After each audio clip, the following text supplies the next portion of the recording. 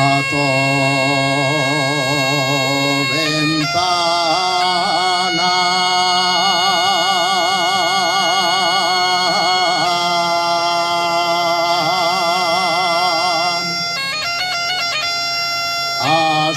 Asómeme a tu ventana.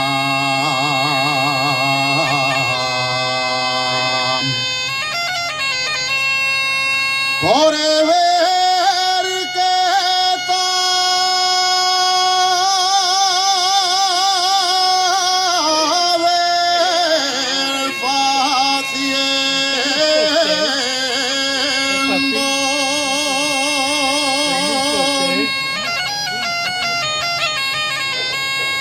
estaba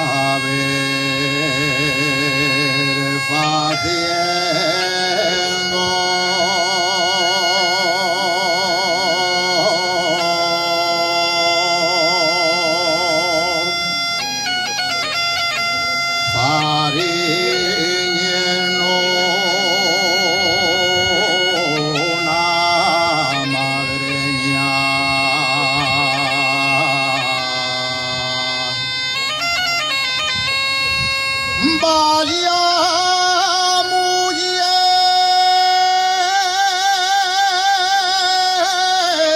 de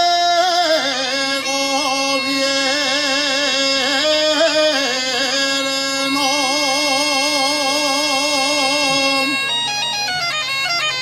que quiere ver al mioneño el día la Concepción,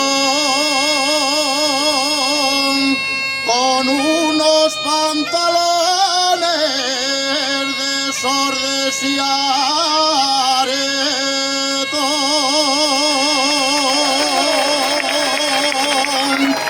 Gracias.